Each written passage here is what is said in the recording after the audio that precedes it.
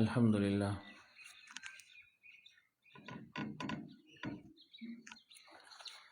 الحمد للہ الذی لم یزل عالما قدیرا حیا قیوما سمیعا بصیرا والصلاة والسلام علی رسولہ ارسلہ الی الناس کافۃ بشیرا ونذیرا وداعیا الی اللہ بإذنہ وسراجا منیرا وعلى آلہ واصحابہ واہل بیتہ کثیرا کثیرا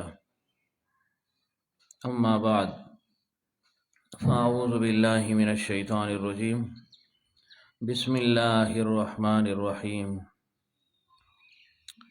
ومن آیاتہ ان خلق لکم من انفسکم ازواجا لتسکنوا الیہا وجعل بینکم مودۃ ورحمہ وقال علیہ الصلاة والسلام الدنیا کلها متاع وخیر متاع الدنیا المرأة الصالحة او کما قال علیہ الصلاة والسلام صدق اللہ العظیم وصدق رسولہ النبی الکریم ونحن على ذلك من الشاہدین والشاکرین والمطمئنین والحمد للہ رب العالمین ان اللہ وملائکتہ یصلون علی النبی یا ایہا الذین آمنوا صلوا علیہ وسلموا تسلیما اللہم صل علی محمد وعلی آل محمد کما صلیت علی ابراہیم وعلی آل ابراہیم انک حمید مجید اللہم بارک علی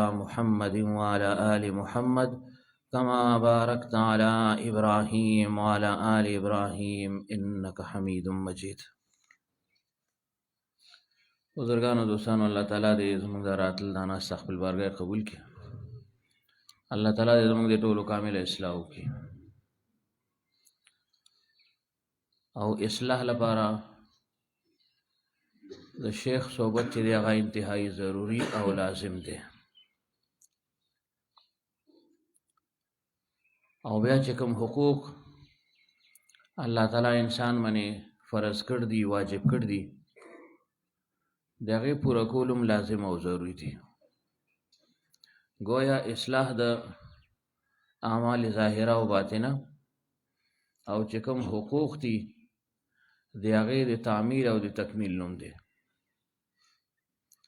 که یو سړی حقوقو کې کمی کوي نو دی د الله تعالی مقرب نشي جوړېدی. اگر چې دی ډېر زیات عمل کوي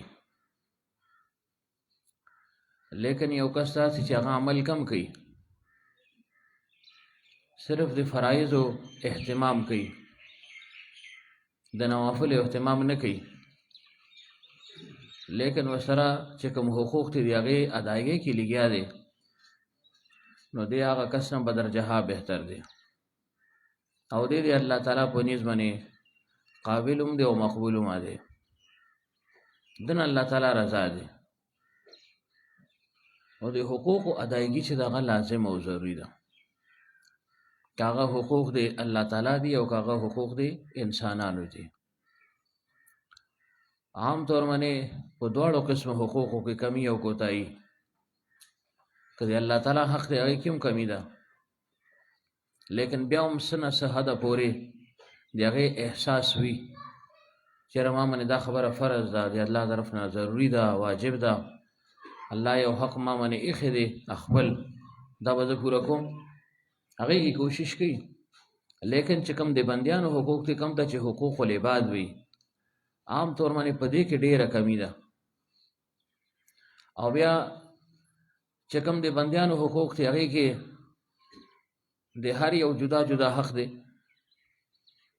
مخلوق الله تعالی پیدا کړ د انسانان اشرف المخلوقات، د هر یو حق بیا جدا جدا بیان کړ دی او جدا جدا په دې وجه بیان شي چې انسان افراط او تفرید کې مبتلا نشي.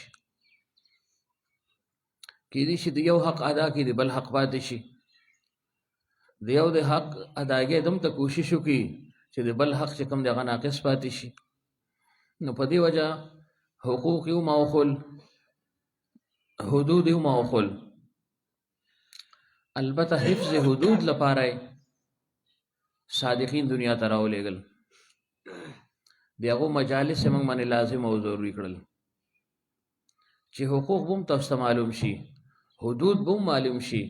لیکن اوس د دې حدودو حفاظت به څنګه کوئ؟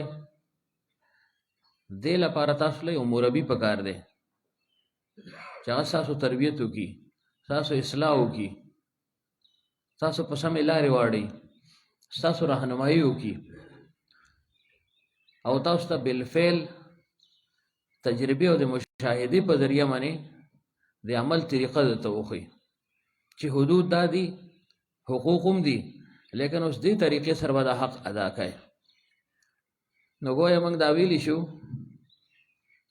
چې شریعت انسان ته حقوق ښیي او سنت انسان ته حدود ښیي، او طریقت چې دی دا انسان ته د حدودو حفاظت ښیي. حفظ حدود نوم دی طریقت، پیری مریدی، تزکیه، احسان.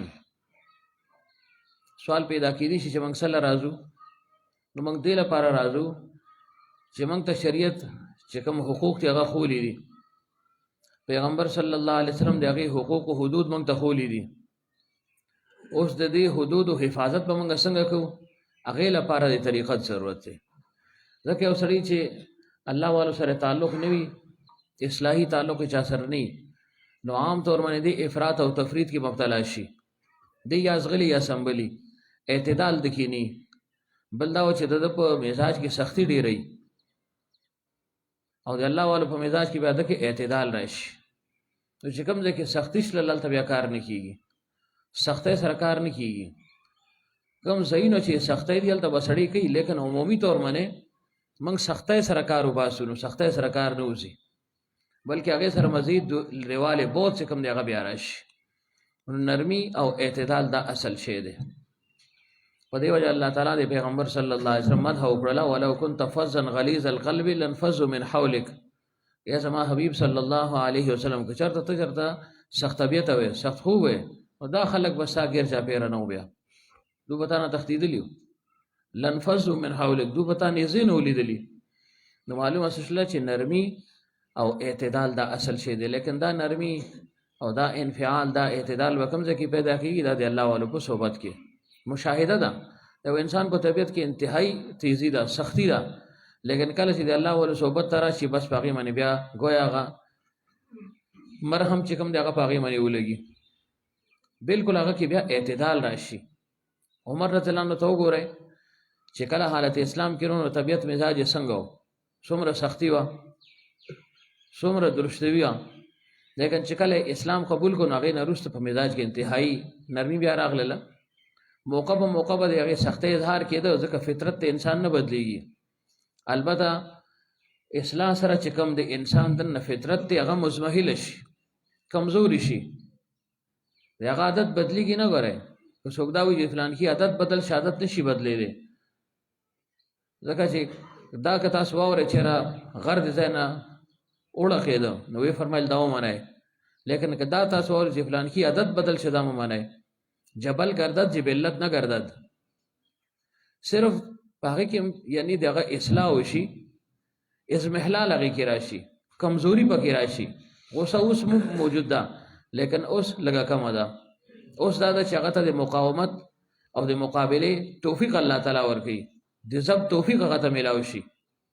باقي چې کوم شی الله تعالی فطري طور باندې هر انسان کې ایښی دی دا دنه ختمیږي نه، وضعي معنی دا به دکې موجود وي. صرف د دې اصلاح چې کومه دغه مقصود ده دقې ته اماله وي، چې ازاله ممکن نه ده بلکې اماله چې ده هغه کېږي، هغه لازم او ضروري ده. نو عرض مې دا کو چې دا حقوق دي، په موږ باندې مختلف حقوق دي. د مور او پلار جدا یو حق دی، هغه حقوق موږ ته شریعت وښول. بیا د هغې حدود موږ ته پیغمبر صلی الله علیه وسلم خپل سنت په ذریعه باندې وښول چې د مور او پلار حقوق دي، د هغې حدود دا دي.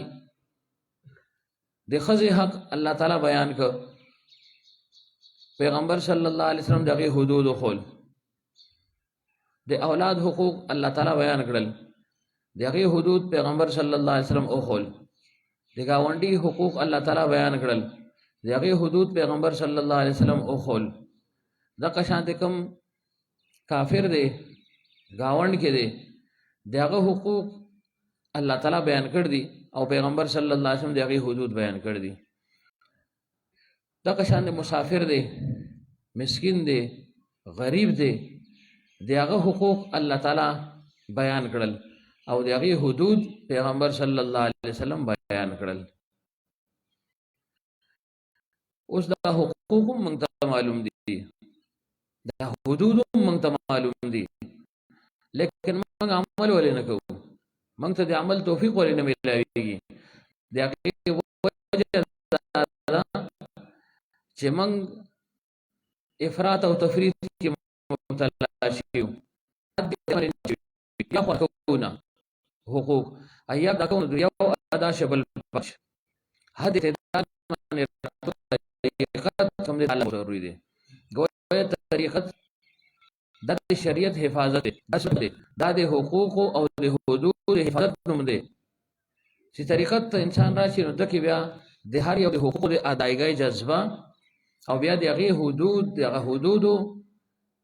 یعنی پالن هغه منی چې کومه دا هغه ته معلومه شي چې وای حقوق هم منی دي مثلا مور خپل دي هغه حق ته را منی دا به ادا کوم لیکن دې هدا پورې بوم نو زما چیرې خزه حقوق رانه سلب شي یا د خزه دم ته تابعداري دی هغه دم ته حقوق ادایګي کی کوشش چې د مور خپل حقوق چې کوم دی هغه پاتې شي عام طور باندې تاسو ګورئ په معاشره کې دا قشه دي افراط او تفریط دي یا خو مور خپل ناراضه دي یا خزه او ماشومان چې دی هغه ناراضه دي څوک رضا پاتې نشه په څه وجه اگر چې حضرت فرمایل چې دا اجتماعي ضدین دي دو یعنی متضاد ضدونه رايوځي کول دی ډېر ګران عمل دی چې یو طرف ته مور خپل دغه حقوق پوره کول دغه رضامندي او بل طرف ته خزه اولاد دغه حقوق دي دغه رضامندي لازم ده دا دواړه د سړی رايوځي کی بس بیا دې په منځ کې ونخلي دی غارته ولار نشته دی غارته وانشته نمخه تدلیش نه پشات لیش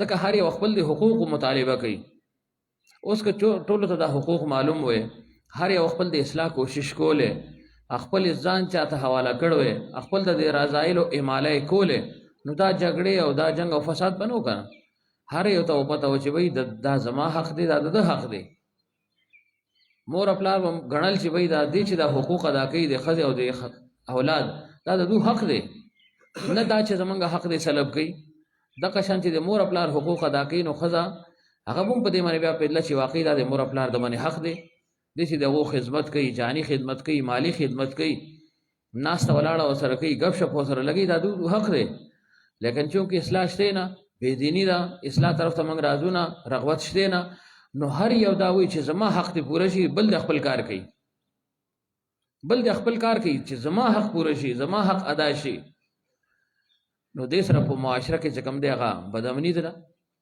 کور کور کې بیا جګړې شروع شي نو په دې وجه پیغمبر صلی الله علیه وسلم حقوق سره سره حدود او بیا د حفظ حدود دا ټول هر څه موږ دخولي دي صرف د الله والو په صحبت کې سړی راشي نو په عمل باندې بیا انسان راشي عام طور باندې په عمل باندې نشي راتلی الله والو په صحبت کې فل فور الله تعالی د دنیا چې کوم دغه بدل کی یو احساس ته پیدا شي کدی حقوق ادا کوي نو ما کوشش کوي بیا هم ناکام شي لیکن په ځل کې یو احساس هغه باقی پاتې شي چې وای دا حق مان ادا نشه دې ځکه زه غلط سلام دا سمال نو کول پکار او چې صحبت کینی نو هغه کار څه چوکړل هغه ته دغه احساس بیانی چې ما خو کړل یا بد مې وکړل نو بهرحال طریقت چې دا ده حفظ حدود نوم ده چې انسان پر راه اعتدال باندې راشي حد اعتدال باندې انسان بیا راشي نو موږ دغه لپاره راځو چې زمونږ په مزاج کې زمونږ په ناسته ولاړې کې زمونږ په معاشرت کې اعتدال چې کوم دی هغه موږ ته نصیب شي اعتدال که سوچ وکړئ غور وکړئ نو تاسو ته پته ولګي چې واقعي زمونږ ژوند دی بې اعتدالۍ دی که یو طرف ته جوکاو شو یو طرف ته خیال شو بل طرف موږ نه بیا پاتې شي نو په دې وجه چې شیخ صحبت ته سړی راځي نو مختلف خبرې هغه اوري زده کوي بیا ورته الله تعالی د عمل توفیق هم ورکړي. نو دا محافل دا مجالس دې لپاره دي چې موږ حقوقو حفاظت چې کوم دی هغه وپېژنو.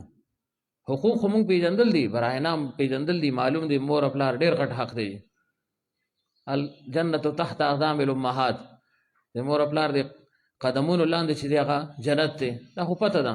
ولې آیا هغه شانتې عمل کوو، د هغه حقوق پوره کوو؟ هر سړی دې باندې سوچ وکړي، غور وکړي، نو نه ادا کېږي. په څه وجه چې صرف زبانی کلامي ګورې کار نه کېږي. ډاکټر عبدالحی عارفي صاحب رحمت الله علیه وفرمایل 3 څیزونه دي، 3: یو صورت دی، یو حقیقت دی، یو لذت دی.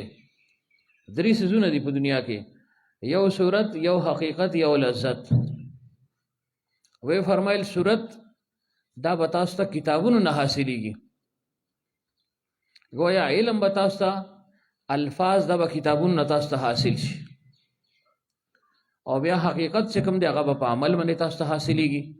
چې یو سړي ته رڼایي وشلله، علم ورته وشو، چې عمل یې وکړو نو دا حقیقت دته حاصل شي.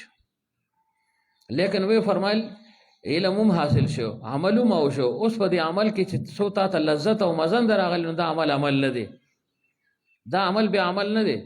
نو وی فرمایل چې هغې لپاره لذت حصول لپاره د الله والو صحبت لازم او ضروري دی. چې په دې کې یو عمل ته کوي، عمل باندې راغلی، نو په دې عمل کې بیا یو لذت او جذبه، یو شوق لګن، دا به ته بیا محسوس کوي.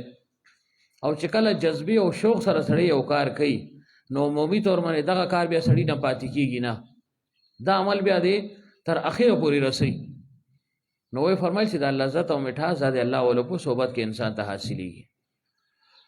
نو الله تعالی دې زموږ ټولو کامله اصلاح وکړي، الله تعالی دې غفلت نه موږ وباسي، جمله حقوق ادایګي توفیق دې الله تعالی موږ ته راکړي. نو حقوق مختلف بیانېږي، رضایل بیانېږي، خصایل بیانېږي. دا رضایل او خصایل دا دغه د حقوقو په ضمن کې راځي. گویا د حقوقو تعمیل که موږ وکړو نو موږ اخلاق عالیه سره متصف شللو. که موږ د حقوقو ادایګي ونه کړله، هغې کې پس و پیش وکړو، هغې کې کمی او کوتاهي وکړله، نو بیا پوه شئ چېرې موږ د رضایلو ارتکاب وکړو، د رضایلو بیا ارتکاب وشو.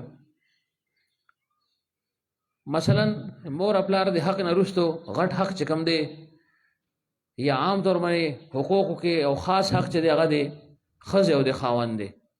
د ښځې او د خاوند تعلق چې کوم دی دا یو بے تکلفه تعلق دی او یو خاص تعلق دی، او الله تعالی بطور نښې د دې ذکر کړ دی.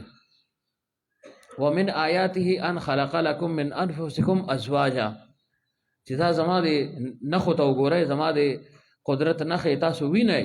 لکه هغې کې یو نښه دا ومه ده چې ما 2 اجنبیان چې یو بل اډو پیژني نه، هغه مې بالکل یو کړل. هن لباس لکم وانتم لباس لهن، چې تاسو مې د یو بل لپاره لباس کړلی. لباس یې ورته ولې ووی؟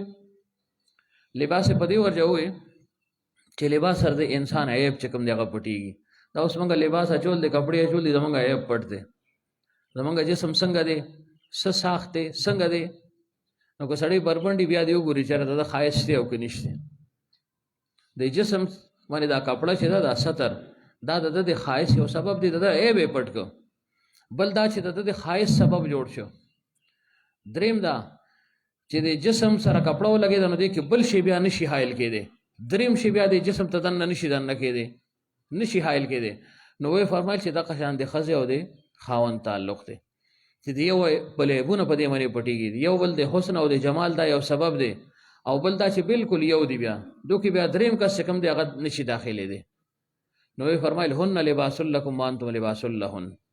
وای دا د یو بل لپاره ډال دی، یو بل لپاره د زینت سبب دی، یو بل د پوشای او سبب چې کوم دی دا ګرځي. لیکن اوس افراط او تفرید دی. ښځه ځان له جاړي چې زما حقوق پوره نشلل، خاوند ځان له جاړي چې زما حقوق پوره نشلل. حالانکه دواړه به لږه لږه ګزاره کوي، دواړه به یو بل د حقوقو ادایګي کوي او ګزاره به هم کوي.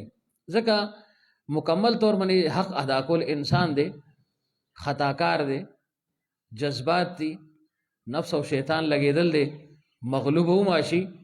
نو که چېرته معمولي داسې کمې کوتاهي وشو بس بیا هر څه رواني. نو په دې وجه د عدل او د انصاف او د صبر حکم الله تعالی کړ دی چې تاسو په دې معامله کې به د صبر نه کار اخلئ. بیا خصوصا چې کوم نارینه دي سړي دي هغو ته دا حکم دی چېرې تاسو به ډېر د ضبط نه کار اخلئ، ضبط نه به کار اخلئ، صبر نه. ماشاءالله دا وګورئ اوس سټډي اوس راغلل.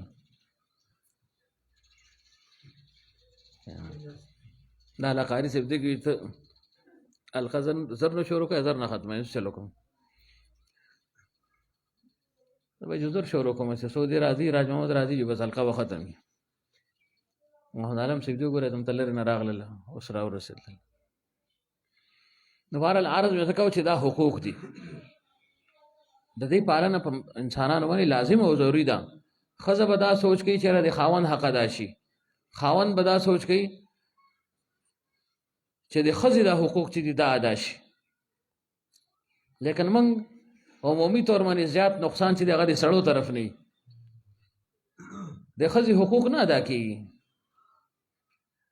دا خو ما تاسو والله علم دلته مې عرض کړی هلته مې عرض کړی و که تاسو پوره په دې قرآن پاک باندې حدیث پاک باندې فقه باندې دې باندې نظر وکئ او ښه غور و فکر به وکئ نو تاسو ته به دا خبره بالکل داسې روز روشن کی طرف څنګه چې د انور ښکاري داسې به څرګنده شي چې ښځه الله تعالی صرف انسان لپاره د هغه د خوشحالۍ لپاره الله تعالی پیدا کړې ده، لتسکنوا الیها، چې دې نه ته سکون او اطمینان حاصل کې. کوم جذبات چې الله تعالی په دواړو کې ایښي د هغې د جذباتو تسکین یو ذریعه، لیکن په ښه طریقې سره. نور په هغې باندې ګوره څه شي ومانشته د سکون او اطمینان ځای دی، او د سکون او اطمینان ځای الله تعالی درې ایښي دي. وجعل بیوتکم سکنا، کور د سکون ځای دی. یو سړی بار په بازارونو کې د ګرځي یا لوفر لفنګ نو هغه ته به سکون حاصل شي؟ الله وی د سکون ځای کور دی، لہذا که ضرورت دی نو کور کې پاتې شه، بالکل په چین او په سکون کې به. بل څه الله فرمایي شپه ما تاسو له د سکون او د اطمینان سبب وګرځوم. سړی چې ټوله ورځ ستړی ستومانه وي، مختلف افکار یې، غمونه یې، پریشانۍ، کارونه یې، خو چې شپه شي راشي کور ته بالکل مطمئن چې کوم دی هغه ویده شي. نو سکون او اطمینان الله تعالی شپه ایښې ده. او دریم زنانه ښه بیبي لتسکنو الیها، چې دا د سکون ځای دی تا لپاره. نو ګویا یو سړی کور کې دی، د شپې دی، کور والو سره دی، نو دته درې واړه قسمه سکون چې کوم دی هغه حاصل شه. سکون تام د طبیعه حاصل شه. درې قسمه ثوابونه الله تعالی دله ورکوي. یو لکې دې شي یو ثواب میلاو شي، ولې هغه کله چې د حلقو د شپو نه علاوه چې او چې نعت الله صاحب سر و چې دا کار وشو ځکه زما کور ده نه، چې کوم د عبادت وخت یا خاص اوقات مقرر دي د تربیت هغې نه علاوه چې اسې انګا بنګا کې دی ګرځي دی، یو ځای کې ګرځي او بل ځای کې، هلته ولا بیا لتسکنو الیها نه یاد، د کور سکون قرار نه یاد، د شپې سکون قرار نه یاد. خو چې خانقاء کې شپه شلله او د کور خوښه دی، کور والا به ډېره بېچینه وي، بې اطمینانه به وي. به کینګ وي یاره زه نن به زه لاړ شم، جو لاړ شه نو دا نورې پنځه ورځې دي که نه لتسکنو الیها دی کې دا د درې واړو خبرو باندې عمل کولی شئ تاسو په دې پنځو شپو کې. خو دې دوو شپو کې نه،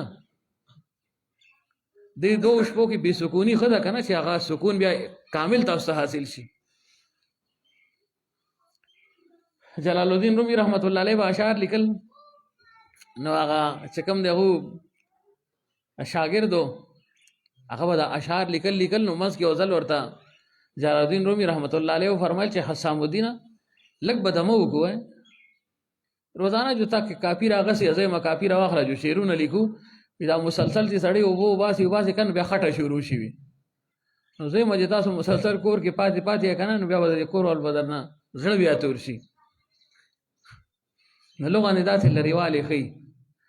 یا ابا هریره زرني غبا تزدد حبا، چې ابو هریره کله کله دې کې لغونې داسې توقف کوه، کله کله زما زیارت کوي، دې سره به ستا مینه او محبت چې کوم دی هغه زیاتېږي.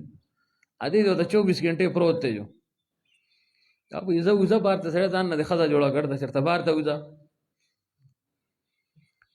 بهرحال دا خو بیا سه مزاح په تور وي، خو چې کوم مخصوص اوقات دی هغې کې ګوره شپې نه، هغې کې شپې خانقاه کې فرض یو سړی تبلیغ لدی نو هلته به شپه کوي، ځان ده چې د شړت چې د شپې دې راوځي تښتي، اسهار وختي دې بیا وځي بیا دې ځان ورسوي. نه داسې نه ده چې کوم وخت مقرر دی یا وقف که خپل تربیت لپاره، نو هغه وخت به هغه طریقې سره بیا انسان تیری دته بیا هغه شان ثواب الله تعالی هلته هم ورکوي.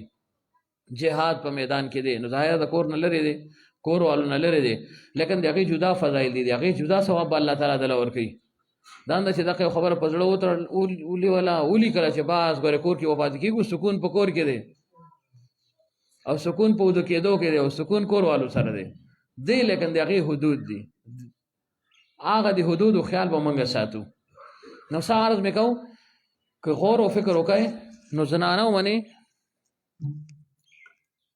څه قسم کېدی شي حق ني، ها تشویق او ترغیب لپاره پیغمبر صلی الله علیه وسلم ذکر کړ دی، لیکن که غور او فکر وکړئ نو ګوره حق پې څه ثابتېږي نه، دا د هغو خپل اخلاق دی، ښه اخلاق دي چې هغو هر څه کوي. د کور جمله چې کوم حقوق دي ضروریات هغه پوره کوي. حضرت یو فرمایل که یو سړی نوکر وساتي ځان له نوکر کور له دم ته کار به هغه ونه کي څومره چې یو زنانه کوي. بل دا که نوکر تاسو وساته نو هغه خو نوکر دی، لکه دا خفه کېږئ مه دا ګاډي چې تاسو عام ډریور له ورکئ نو هغه خو صرف خپل دیاړی سره کار دی چې ما ته زما هغه دیاړي میلاو شي، ګاډي خرابېږي یا که هر چل چې ورسره کېږي، که سمیږي که خرابېږي مالک ته به فون کړي چې ګاډي خراب دی راړه چې لګو پې. نو وایي فرمایل که تاسو چېرته نوکر وساتئ وما ملازمه نو هغه زیات نه زیات دا چې پخلی بدله وکړي یا کپړې بدله ووینځي، نور ضرورت به پوره کړي، لیکن په هغې کې د اعتدال نه به کار نه اخلي. زړه به یې نه سوځي چېرې کم لګي که زیات، هغه به پردی شي دې لګاوه سړیه. نو یې فرمایل ښځه بغیر د تنخوا نه بغیر د پیسو نه دم ته کار کوي چې سړي عقل چې کوم دی وخځي که دی غور و فکر وکړي. لیکن ناشکري ده او عام د انسان عجیب و غریب فطرت ته کله چې نعمت سلب شي چې بیا تعریفونه شروع شي، بیا تعریف شروع شي. که زنانه د هغه تعریف کوي د خاوند، که خاوند د هغه د زنانې بیا کوي. فرض کړئ څوک لاړ دنیا نه خو تلل شي نو که خاوند لاړ چې بیا ښځه وي ډېر ښه وه زما به یې ډېر خیال ساته، د ایجاد کو به یې ډېر خیال ساته، هر شی به یې کور ته راړه. اول به یې څه وي ستا په دې کور کې یو دم ته یو ذره خوالې ماندېدلې، تا چېرته ما سره خوالې کړ دی. غالبا حضرت عمر رضی الله عنه روایت دی، وی فرمایل که یو زنانه خاوند ته دا وایي چې ستا کور کې هېڅ خوالې ماندېدلې، وی فرمایل د 10 کالو عبادت د دې لاړ ختم شي. 10 کالو عبادت، 10 کاله زمونږ عمر نه دی، لږ ډېر به عمر 40 50 60 او په هغې کې عمل بیا څه دی، نیم خو په خوب کې لاړ، 15 کاله د بلوغت وتلل، خو شاته دغه 8 کاله عمر پاتې شو. نو هغه وی فرمایل چې د دې هغه عبادت چې کوم دی هغه ختم شي. په څه وجه چې ناشکري دوی کې ډېره زیاتې، لیکن دې نه باوجود د هغو حقوق چې کوم دی هغه ډېر زیات دي. او حضرت په اصلاح نفس کې د هغه حقوق بیان کړي دي. د زوجه په زوج باندې 21 حقوق هغه بیان شوي دي، بیا په زنانې باندې د خاوند طرف نه چې د هغه کوم حقوق دي هغه بیان شوي دي. لیکن زیات حقوق چې کوم دي که سړی غور و فکر وکړي هغه د زنانې بیان شوي دي چې هغې سره به ډېر ته ښه طریقې سره پاتې کېږي. وعاشروهن بالمعروف، الله تعالی په خپله انسان ته د هغه یعنی سفارش کوي، وعاشروهن بالمعروف، دا ما پیدا کړې دا ته ما پیدا کړې، لیکن ته سړی نو سړیتوب ځان کې راوله. وعاشروهن بالمعروف، ښه طریقې سره ورسره پاتې کېږه. دا نه چې معمولي خبره وشوه چې بر اسمان ته ټوپ وایي بیا دا کې زنانه کې بیا فرق څه شو، ځکه زنانو کې جذبات ډېر هغو کې برداشت نه یو دم بیا شروع شي. و چې سړی دغه کار راواغستل بیا به څه کېږي، بیا به د جلالین سبق ته جوړ شي، بیا به دا کړي نه پخېږي. نو په دې وجه تحمل او برداشت دا خاوند لپاره سړي لپاره الله تعالی ایښی دی چې د هغې بې صبرۍ باندې به سړي د صبر نه کار اخلي. او فرض کړئ که یو زنانه د خاوند حقوق نه ادا کوي، بدسلوکي ورسره کوي، نو ظاهره ده په دې باندې انسان ته غوسه هم راځي، ځینې خبرې داسې وشي چې هغه د انسان د برداشت نه باري. نو پیغمبر صلی الله علیه وسلم او فرمایل چې تحمل او برداشت کوئ. که څوک خپل د ښځې بد اخلاقۍ باندې صبر نه کار واخلي نو الله تعالی به دې انسان ته دې سړي ته د ایوب علیه السلام د صبر برابر ثواب به ورته ورکوي. څنګه چې ایوب علیه السلام صبر کړی و 7 کاله یا 18 کاله مسلسل بیماری وه، سخته بیماری وه، نو وی فرمایل چې څومره اجر او ثواب الله تعالی ایوب علیه السلام ورکړ دغه ته به دې انسان له ورکوي کوم چې د خپل د ښځې په بد اخلاقۍ باندې صبر نه کار واخلي. او دغه شانتې هغه زنانه چې هغه ډېره ښه ده عمومي طور باندې لیکن دا سړی رضا نه شو، بد اخلاقه دی، فحشګو دی، کنزل وینا کوي، لیکن دا په صبر نه کار واخلي. که صبر وکړي نو الله تعالی به دې ته حضرت آسیه علیه السلام د صبر ته ثواب دی له ورکوي چې هغې فرعوني مظالمو ته څنګه یعنې ځان نیولی او د صبر نه کار واغسته. نو وی فرمایل چې څومره ثواب الله تعالی هغې له ورکړی هغه هم د ثواب الله تعالی به دې امت کې دې زنانې ته ورکوي کوم چې خپل د خاوند په بد اخلاقۍ باندې صبر نه کار واخلي. نو ګویا دواړو ته ترغیب دی، دواړو ته تشویق دی، ځکه چې تعلق داسې دی چې دواړه را یوځای کړي دي چې بھئی تاسو کې جدایي پیدا نشي، رخنه پیدا نشي. ځکه چې شیطان خو خوشحالېږي، ټولو کې زیات د شیطان د خوشحالۍ کم وخت دی. فرمایي چې کله الله تعالی انسانان پیدا کړل، آدم علیه السلام او انسان دا ذریت پیدا کړ، نماشومان دې په ډډه کې نو نفس او شیطان ورسره ولګېدل. شیطان هم الله تعالی دنیا ته راولېږه او بیا دته الله تعالی تصرف وما ورکړ چې ته څه قسم تصرف کول غواړې نو آدم علیه السلام د هغو په اولاد کې کولی شي، وسوسې اچولی شي، ګناهونو باندې راویستو او ګناهونو کې د مبتلا کولو څومره حربي چې دي هغه تعالی ما راکړلې. نو دوی څه چل کوي څنګه چې موږ د کورونو نه وځو که نه، څوک ډیوټۍ له لاړ، څوک سکول ته لاړ، څوک خپل بل دفتر ته لاړ، څوک دکان ته لاړ، څوک مزدورۍ له لاړ وغیره، داسې ګرځي را ګرځي، ذریعه معاش دی دا. نو دغه شان د شیاطین کم چې د شیطان الواد دی چې سار شي دا خپل یو تخت چې کوم دی هغه په دریاب باندې اچولي، دلته دی ناست دی او خپل ذریت چې کوم دی هغه ولیږي وي ځای وي دا اوس سار شو او د آدم علیه السلام اولاد چې کوم دی دو په نافرمانۍ کې مبتلا کوي. داسې یو کار وکړئ چې دو ګناه کې مبتلا شي چې نیکۍ طرف ته راغیب نشي. ځای وځئ، ستاسو دا ډیوټي ده، زمونږ ځان له ډیوټي ده، د هغو ځان له ډیوټي ده. نو هغه اوسې ګرځي ګرځي ګرځي ګرځي ګرځي، ماښام راشي پراګرس رپورټ پیش کوي چې ماښام شو چې اوس پراګرس پیش کړو اوده کېږه مه خیال ده.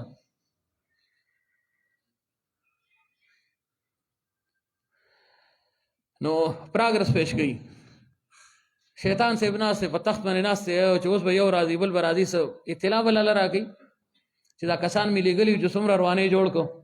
ځکه د هغه کار دی روانۍ فساد، ځکه چې الله تعالی رانده درګاه کړ دی نو په زړه کې هغه بغض عناد او کینه پرته ده.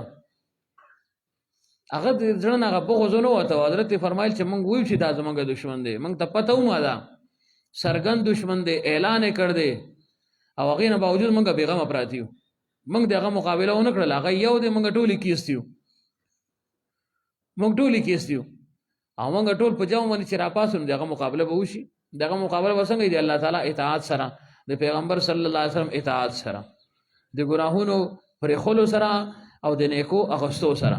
دا د هغه مقابله ده. څه ډیس نه دی چې موږ به هغه له راچو، ځکه انه لکم عدو مبین. په اعتبار اعلان جنګ کې هغه ظاهر دی، په اعتبار جسم هغه پټ دی چې مولي صاحب ډنډه راواخله چې کوم ځای کې دی تاجود رانه قضا کړل، نن مزد رانه قضا شو، نو ډنډو سره دی نه ویلي کېږي، دی به په عمل باندې ویلي کېږي او په بد عملۍ باندې هغه منګوي. نو بهرحال دا تخت خور کړي چې ماښام شي مازدیګر شي لکه موږ چې بیا ډیوټۍ نه واپس راځو کورونو ته راځو، هر سړی پراګرس رپورټ پیش کوي، دا کار مې نن وکړو، دم ته کمایي وشله، دا چلو شو، دا چلو شو، دم ته دوکه مې وکړله، دا شی مې ګران خرڅ کړو، پلانکې مې دم ته کې و 1000 روپۍ جوړېدلې، 2000 مې ترې واخېستې وغیره وغیره. زمونږ پراګرس خدا دی که نه، هر سړی پراګرس پیش کوي. لکه څنګه دکان خو جی بالکل جی، نن مې یو سړی راغلی پوه نه وي 1000 روپو سودا و 2000 کې مولا ورکړله، 1000 روپۍ ګټه مې وکړله. ګلاره وي ماشاءالله ته داسې دې ته کار وي، چالاکۍ نه به کار اخلی وګوره، دا دنیا ده.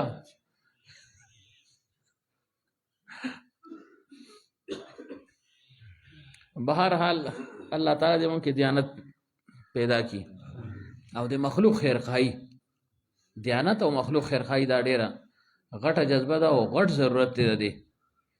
چې دیانت راغی که نه بیا خیانت کم ځای کې دی، بیا به ټول شیر و شکري. اوس هر یو بل نه بدګمانه دی.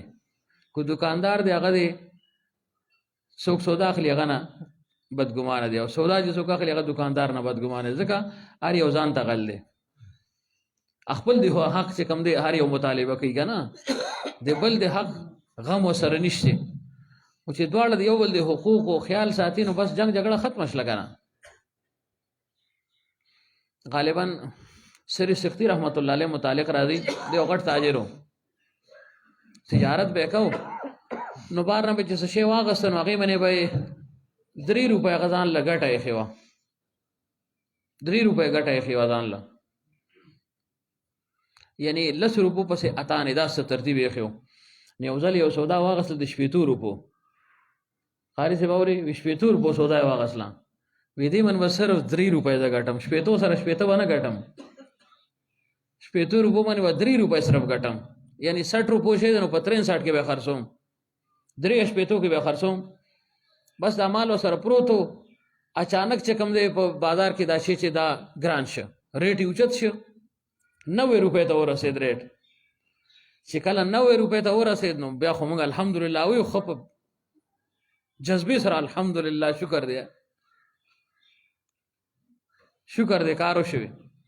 که اچانک چېرته ریټ زیات شه او دې په هغې ریټ باندې خرڅي نو کېدای شي ګنجایش شي، که زوړ مال دی که نوی دی، خو که مخکې نه ذخیره کوي نو دا ورې خطرناک عمل دی. ده نه الله تعالی بیا ناراضه دی، ده ته بیا چې کومه ګټه میلاویږي دا خیانت دی، دا بیا صداقت نه دی. چېرې مخلوق منې یو شی ګرانوي او دې ځان تر دننه جمع کوي، دا حرام فعل دی. عام طور باندې کېږي داسې که نه، دکانداران د خو اندازه چې دا شی اوس کمیږي هلته یې جمع کړي، یو بځي نشته دي ختم شه، شاټ شی دی مال وي، ها شاټ شه خو چې 15 دی وشلې بیا دا دوړ لګېدلې، که دا ډېر په مشکله مې راوښکه، فلانکي ته مې ویلي وو، فلاني ته مې ویلي وو، هغې بپاري ته مې ویلي وو، هغه ته مې ویلي وو، پکې نه دننه ځان سره جمع کړ دی. اوس دې من چې دی دا ګټه اخلي دا د کومه حلاله ده. نو بهرحال سری سختی رحمت الله علیه وفرمایل خیالونه د دې سره د مخکې چې 60 په ځای په 63 روپۍ باندې به خرڅوم، ګران نه، ریټ زیات شه.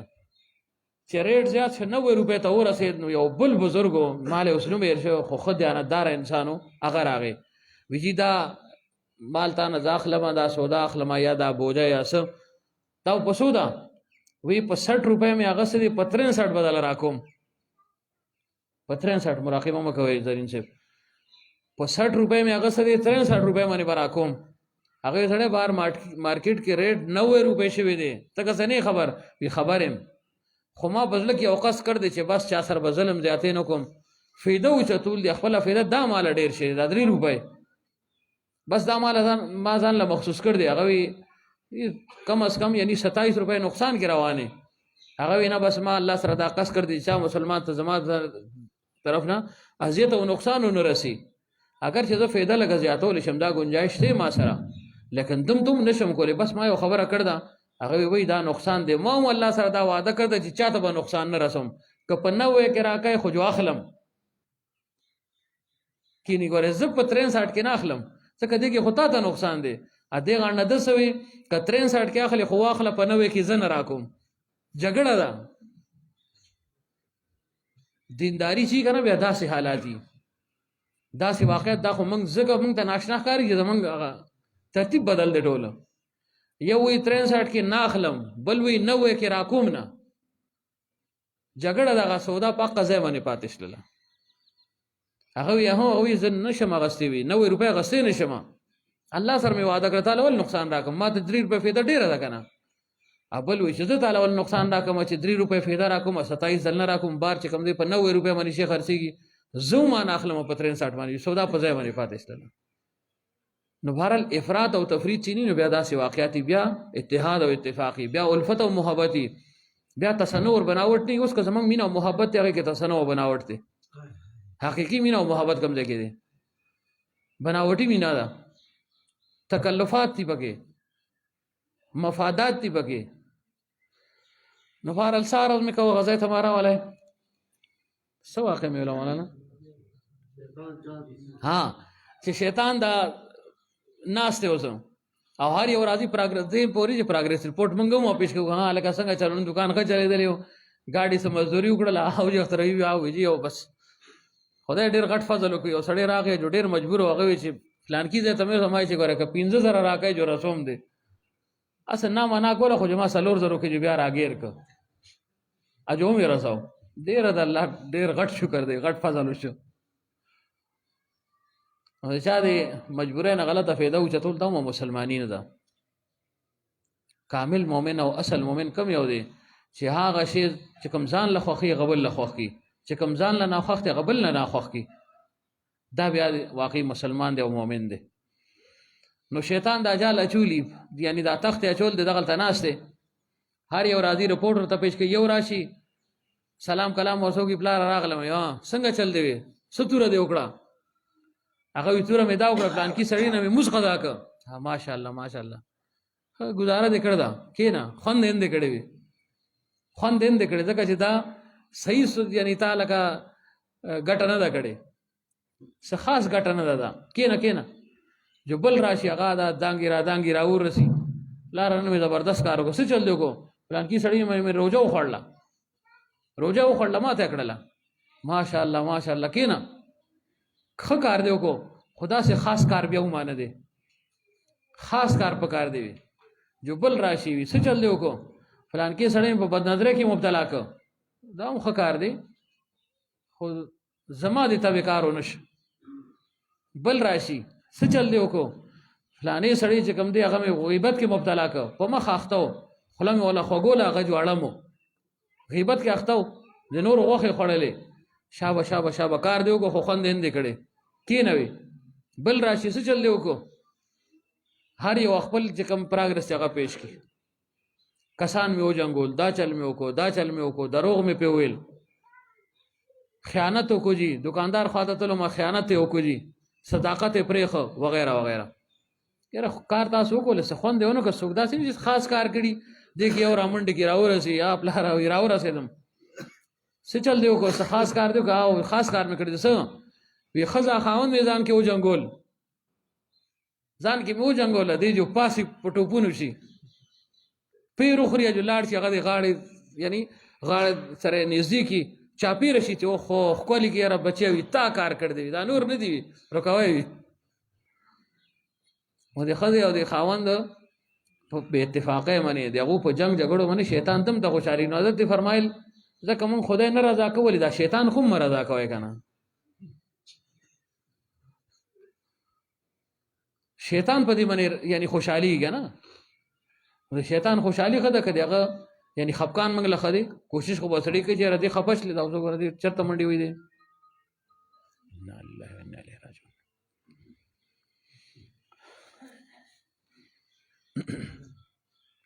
یا الله خیر نه دې چل کوي دنه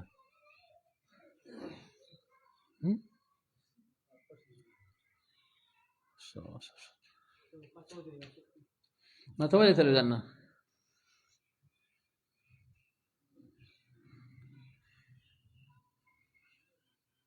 شوي نو غارو تاسو یو دم د ټوپ کنه موږ څه چلو شو ایسا شامل حق تانوی سے رحمت الله علیه هغه مې خدای جوړ نه کینو چې تاسو بیا ټول منډي وی چې څه چلو شو دنه زه بیا یوازې ناستم.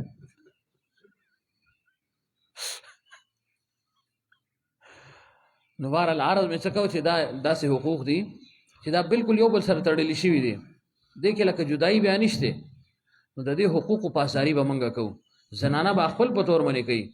زمونږ نقصان څه دی که د یو حق وولی شي بله بیا د بل حق وایي. فرض کړئ د زنانې حقوق وولی شلل سړی ویښه ته خو هسې بېغمه یې تا حقوق صحیح ادا کړ دي بس بېغمه شه.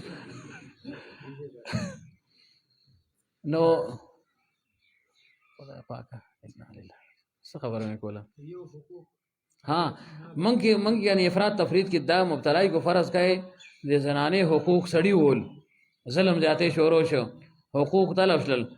نو ښځه بیا دې ته نه ګوري چې د حقوق زه پوره کم زه به د خپل د حقوقو متعلق جواب دی ما نه به دا تپوس کېږي هغه هم بیا د هغه حقوق چې کوم دی هغه تلف کړي سلب کړي. او دغه شان د خاوند دی که فرض کړئ ښځه دې ښځه ورسره بده ده، نو دې بیا هم بدوالي شروع کړي چې نه دا چې بده ده، نو دا خو بیا معامله برابر سرابر شله که نه، برابر سرابر معامله بني.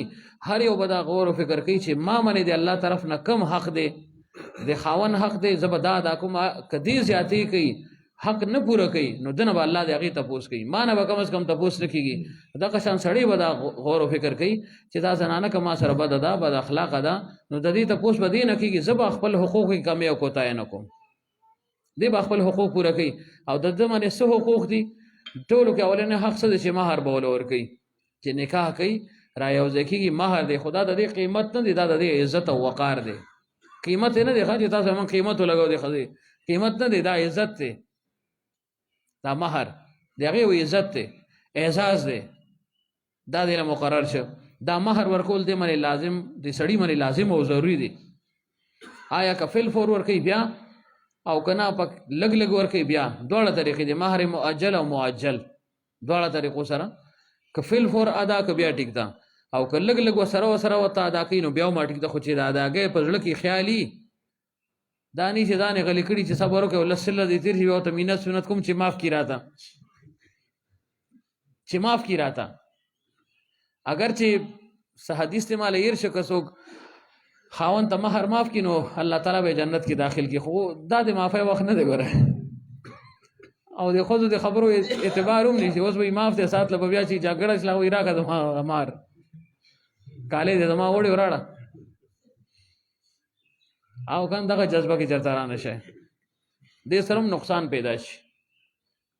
چې زه اوس خو تعلق ښه دی، د ښځې مهر دی هغه یې واخېسته، مثلا کالې دی، هر شی چې دی استعمال شو، او چې وروستو حالات خو یو شانتې نه دي، بدلېږي را بدلېږي. انسان به پیغور راکړي زما کالې دی، زما کالو باندې دی ګاډي واغېسله، فلان کې شی دی واغېسته، دا چل دی وکړو، هغه چل دی وکړو، کاروبار بیا کوي اوس نر شللې، بیا به څه چل کوي.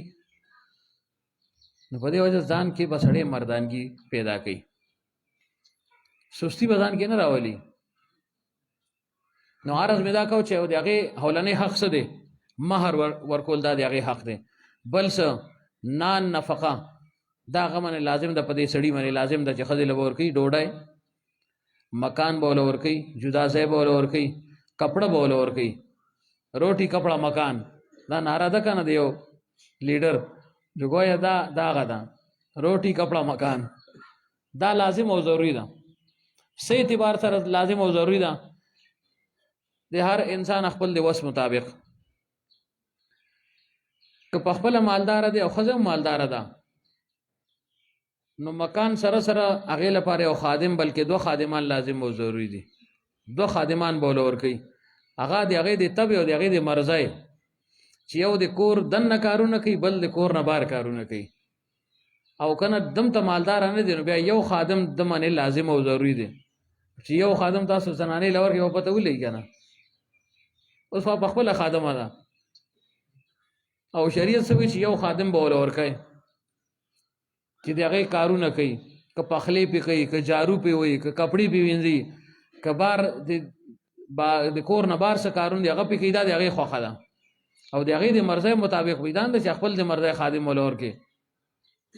اوس هغه تصور شته او معنا کېدی چې کته بخاري او کې د غټو خلکو سره وي، لیکن دا د هغې حق دی، دم د حق بیان شوی دی. وګورئ د اولاد سره د زنانې هم ډېر انتهایي محبت او د سړي محبت وي، انتهایي محبت اولاد سره د دواړو وي. دا جدا یو خبره ده چې زمونږ یو غلطه ناره ده چې دا جات کې چې دا زما دی، سړی دا دعوه کوي دا زما دی، حالانکه دا خو د دواړو دی. نسب په پلان باندې چلیږي، لیکن دی خو د دواړو. نو سړی وي دا زما دی، نو ته چې دم ته نه رېجو بغیر د ښځې نه پیدا کړه الواد که نه نشي پیدا کولی. د دواړو اجتماع سره الله تعالی الواد ورکوي، نو د دواړو حصه شله پکې، د دواړو اولاد دی. نو په دې وجه په اولاد باندې دواړو حقوق دي. د مور حق په بیا لږ زیات دی، ځکه هغې درې قسمه تکلیف تیر کړ دی، یعنی د حمل، ولادت، بیا د پرورش، د پیو، درې قسمه تکالیف هغې تیر کړ دي. نو په دې وجه پیغمبر صلی الله علیه وسلم د هغې درې قسمه حقوق، یعنی درې ځله یې وفرمایل چې تا من ستا د مور حق، مور درې ځله یې وفرمایل. او بیا یې وفرمایل چې تا من څلورم ځل ویې فرمایل چې ستا باندې د پلار حق چې دی هغه زیات دی، یعنی مور پسې د پلار حق شه. بیا نو عرض مې دا کو چې هغې لپاره خادم چې کوم دی دا لازم او ضروري دی. کور کې چې کوم کار کېږي پخلی هغه کوي، لوښي وینځي، جارو وي، کپړې وینځي، دا په دې باندې لازم او ضروري نه دي.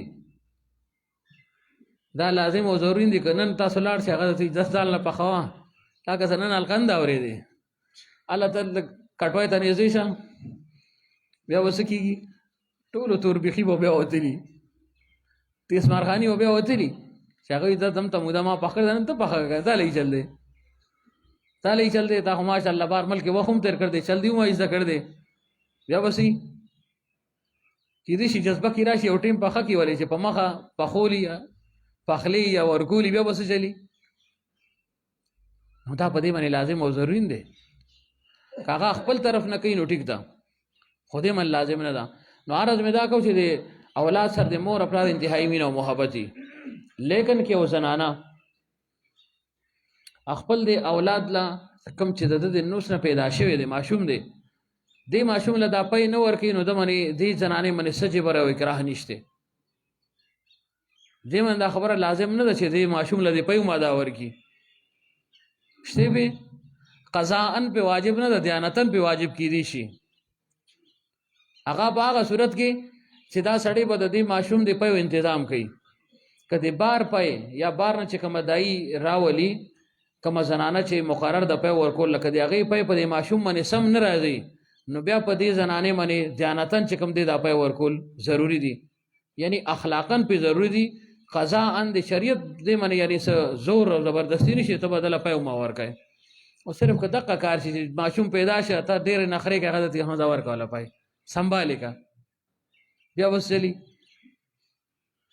نو په دې وجه دا حقوق دا حقوق ځکه بیانوم که نه دې لپاره نه مخکې زړی او خبره د ملګرې علم دا حقوق بیان شي راغې وي دا کار دې جوړ کوي ما ولې وي دغه حقوق دې بیان کړه هسې هغو زموږ پوځو سره نښتي دي وي د دې بیا څه کېږي نو ما دا حقوق دې کم از کم چې موږ ته معلوم وي چې د هغو احسان خو معلوم وي موږ ته که نه چې یاره دو چې دا کار کوي دا گویا موږ سره خواله دی او احسان دی نه دا چې دا زموږ حق دی موږ خو حق ګڼو که نه چې ته به پخلی وما کوې ډوډۍ به پخوې زما کپړې به وینځي زما د مور او پلار به وینځي زما د وروڼو به وینځي زما د خویندو به هم وینځي دا تا دوبنه راویسته د بار ټول لا او که خپل الواد لشي کله چرته هغې باندې څه دا زور د بردسي راغله داسې نو خفه دی پلار خفه دی رور خفه دی چې خو سخت زیاتې شروع کوی زموږ په دې اوښو کې څه شی نشته وي دې اړو څه سړی نه دی زما دا زوم ډېر ویس نه دی او للی دا وي نو دغه للی شو چې ستا لشي نو بیا ته وایې زه سړی یم نو دا حقوقو یعنی پاسداري موږ باندې لازم او ضروري ده. دا ځکه یم چې موږ ته معلوم وي کم از کم او بل دا زنانه هم ته هم دا معلوم وي چې هغو خپل طرف نه کوي نو دا یو احسان دی. پیغمبر صلی الله علیه وسلم وفرمایل یو زنانه چې ښه نیت سره د خاوند د کور یو شي اوچت کړي او سنبالي کړي سم ځای کې کېږدي چې یاره دا شی خراب نه شي سم یې کېږدمه کور پې ښایسته ښکاري شی به محفوظ هم پاتې شي. ویې فرمایل په دې یو عمل باندې الله تعالی یو نیکي ورکوي یو ګناه ختموي یو درجه د دې اوچتېږي ثوابونه هم الله تعالی یې ښه الله تعالی زموږ افراط او تفریط نه محفوظ وساتي. دا به هله کېږي چې موږ خپل حق وګڼو او د بل حق هم وګڼو. معاشره کې بګاړ دی خفه کېږئ مه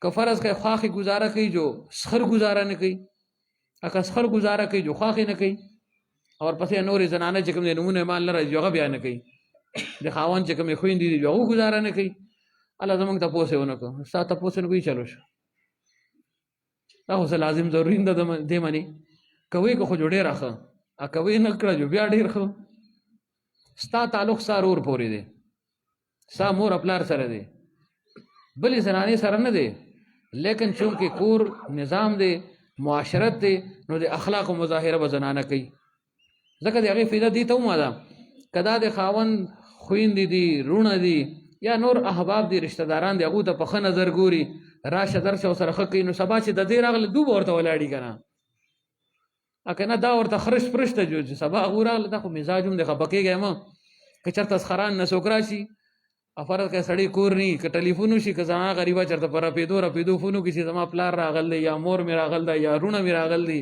خور مې راغل ده و چې فونو شه کم ځای کې دکان کې بازار کې ما سکول کې وغیرہ وغیرہ افلانی راغل دغه دو بیا را ورسېدل دا پلان کې دا فلانی بیا را ورسېدل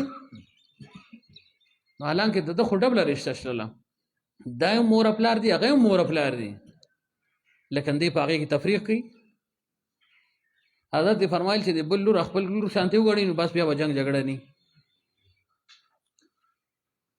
نو بهر العرض میں سکاو چې په دې باندې هغه ته اجر ملاويږي لیکن کدا پې نس کې کنده من لازم او ضروري دي لیکن کدا پې اوس کوي په دې ماشوم باندې خپل ماشوم دې زمونږ زنانه الحمدلله خدي دې معاملې کې هر لحاظ سره جان نثار دي قربانه والا دي خو بیا مونږ کسی شي نشته مونږ دغه د قربانه څخه قدر وکړو نه پورې بچا دم طویلی چې او تستړیشلې ډیر زیات کار دی وکړه لګه دمو کا مشکل ده او چې بار ناراشه دي سره جاروي غټه جارو کنه زمونږ په دې بریت ولاسو یې ډېره خخزه دا کوري صفاک ډېره خدا اکه غریب چرته 15 منټه الته دمای کړي ناس ته چې راځم دغه پراته تاسو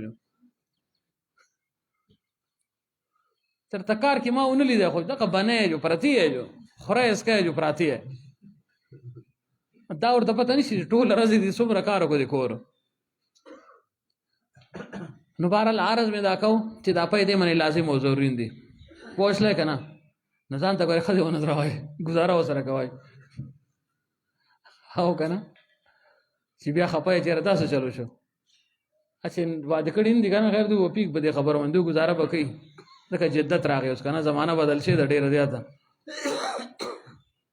لیکن کدا دا په اوس کې نو څومره پیغمبر صلی الله علیه وسلم فرمایل دا یو ګډ چې دا ور کوي دا یو ګډ چې دی ورکه داسې لکه دی چې یو انسان چې کوم دی یو غلام دی آزاد ک په یو ګډ باندې دم د اجر او ثواب به ته ملاويږي او کله چې د ماشوم یعنی تربیت دی مکمل ک یعنی د په زمانہ دغه ختمه شد 2 کاله یا زیات یا 2.5 کاله عام فتوا چې دغه 2 کالو دا کوشش وکړ دی چې یعنی 20 میاشتې 21 22 23 میاشتو نه وروسته د اخیری میاشت کې کوشش کوي مور چیرې دا ماشوم دی په ونه جدا شي لیکن که انتهایی کمزوري لاغري نو بیا د امام سے په فتوا منی یعنی عمل کې دي چې 2.5 کالو پورې ماشوم لپای مور ورکول شي کدی نه روسي او ماشوم په اوسکل یا سکی 2.5 کالو نه عمر زیات شي نو دې سره یعنی رضاعت چې کوم دی هغه ثابتيږي پوښله هغه جدا مسله ده نو بهرحال 2.5 کالو پورې 2.5 کالو پورې او زنانک چې مسلسل په ورکی ماشوم لا د دې په وخت ختم شو نو فرشتہ ورنه ندا کوي आवाज ور کوي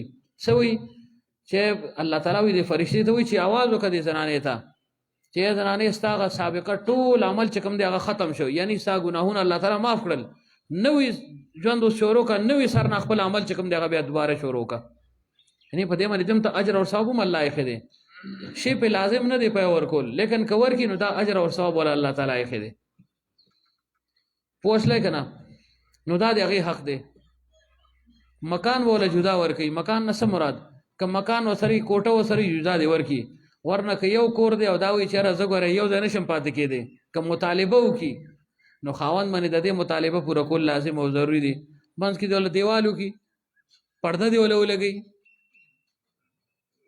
حکیم محمد رحمت الله علیه فرمایل کم از کم کچن چې کم دی باورچی خانه دا دی ول جدا کی ځکه وی فرمایل دی اور نه دا اور لګي وی دی اور نه دا اور لګي ځکه هر یو وی کنه فرض کړه کور کې جاینټ فیملی سیستم چې ورته مونږ وی ټول مخلوط پاتې کیږي 2-3 رونه دي نور داسې دي یو ځای پاتې کیږي خوراک کا یو ځای دی پخلی یو ځای دی نو عموما ګیلی راځي ګیلی شکوي پیدا کیږي یو وی ټول رزلی ګای مدابل جو پرتا دا هیڅ کار نه کوي جو بل وی دی تاجلو کو جو کوما جو غریب خاوند غریب بیا اریان جو خدای عزت چلو کوم هغه ته مشکلات بیا یاد او اشاره د دوجو الوا ډیر دي دا 15 دي مونږ یو زه یو تنه ما ټول دو خړله راړې ته خوريدو دا پکې یو باس شروع شي نو په دې وجه حکیم محمد رحمت الله علیه فرمایل د شریعت دا حکم دی کاغه دا مطالبه وکي نو خیر دغه له کچن جدا کی چې تاسو ځان لا پخوا او دا نور په ځان لا پخې حکیم محمد رحمت الله علیه فرمایل ظاهر کې دا خبر مونږ ته بد اخکاری چهره دا وګوره مور خپلار نه جدا شو یا رونو نه جدا شو لیکن وی فرمایل چې د دې نتیجه چې کومه دا غخدا مینه او محبت به قائم پاتې شي اوس خو موږ په زور باندې مینه محبت قایم ساتل ده که نه. ښځې باندې دبړه دوبړه ده، زور دی، خبردار ګوره که د جدایي نوم دې واخیسته پلار کر به دې ولېږم. او چې خپله لور واده شي بیا موږ څه چل کوو؟ یاره دوا کوئ خدای دې وله جدا کور ورکړي، نو جدا کور دې وله خدای ورکړي. دې پته نه لګي موږ چې زموږ په ژوند کې زموږ د دوی څه خوشحالي ولیدللې. دې ته اجتماعي ضدین وایي. دوه متضاد څیزونه موږ را یو ځای کوو. لور جدا کوو، چېرې دا جدا وی دې من د خر او د خواښې اواز نه وی، چا پې اواز نه وی، خیر د خدمت دې کوي خو چې دا ځان لئ. نو څه خدمت به چې بیا چې هغو راځي په طور میلمه به راځي، نو یقینا هغو به بیا احترام کوي د دې یاره زمونږ انګور ډېره ښه ده، زمونږ ډېره ښه پالنه یې وکړله، ډېر ښه خیال وساته. او چې یو ځای پاتې کېږي کوي به نه، نو څوک به کوي؟ دا موږ څه له راویستې ده؟ نو دا دې لپاره نه ده. دا ګویا حضرت فرمایل چې دا یعنی څه ورته وایي ډیکوریشن پیس دی خاوند لپاره. صحیح معنو کې دې لپاره الله تعالی دا پیدا کړ ده، دې لپاره نه چې کارونه پې کوه او یا کارونه که کوي چې بیا د هغې تذلیل بیا چې دی هغه بیا شروع شي، حقوق چې کوم دی هغه بیا سلب شي. نو عرض مې څه کوو چې موږ خو دا غواړو چې لور مې ښه په آرام وی، خور ده یا لور ده چې بېغمه وی. او زوی نه زوی څوک نه جدا کوي. دې ما دمن دا محنت موږ دې له کړی، موږ دې لپاره الله نه وغوښتل چې الله مال اولاد راکړي، هغه به داسې چې نن موږ به پرېږدي. نو جدایه سره پرېښل نه راځي، صرف دا ده چې حقوق متعین دي، نو د هر یو حق به ښه ازادۍ سره ادا شي. غالبا ذوالفقار نقشبندي صاحب دامت برکاتہم د هغو واقع ده، یو کتاب کې ما لوستې وه. هغو فرمایل چې موږ جدا جدا پاتې کېږو، جدا پاتې کېږو. او اوس خو وی فرمایل چې مور زما وفات شوې ده، وصال یې شوی دی. نو وی فرمایل چې زما هم دا خواهش و زما د کور والو او چېرې دا مور موږ سره پاتې شي. یعنې کله چې الواد جدا شي نو د هر یو دا خواهش دی او پکار دی چېرې دا مور پلار ما سره پاتې. لیکن هلته مور او پلار له هم اخلاق ښه ساتل پکار دي چې هغه انګورې بیا برداشت کولی شي، چې هغه وي چې ټیک ته راولیدو دو بیا هلته هم خپل هغه خوی شروع کړي، نو هغو به یې سړی لرې که دلته نه ده. نو هغو له هم خپل په مزاج کې تبدیلي راویستل پکار دي. وایي تیار د تاج چې میلاوي ستا څه کار دی؟ که ښه خوري یا که نه خوري یا که کمه خوري یا که ډېره خوري یا که ورکوي چاله که نه ورکوي، ستا پکې هېڅ کار نشته. بېغمه خوره ته بس بېغمه شه. حضرت فرمایلي اول دی راولي بیا وایي ما نه سمسای واغسته وي، ما نه سمسای واغسته. ته به جو ټول عمر دغه سمسای وایې، جو ټول عمر سر دې سپین چې سمسای به وایې جوواوا جوواوا. نو د انسان عجیب و غریب مزاج. نو عرض مې دا کو چې وی فرمایل چې ما به زه به تلمه، مور به مې چاپي کړله، خبرې اترې ګپ شپ ورسره ولګوه، زما ښځه کور والا هغو به هم لاړل. موږ به ورته ډېر مینت وکړو، خپې به ولون چې موږ سره له غوندې ورځې پاتې شه. یعنې د هر ښځې خپل یو مزاج دی. دا مطلب اصلي نقطې ته راځم. وی موږ ډېر زیات کوشش وکړو خو ونه شلله.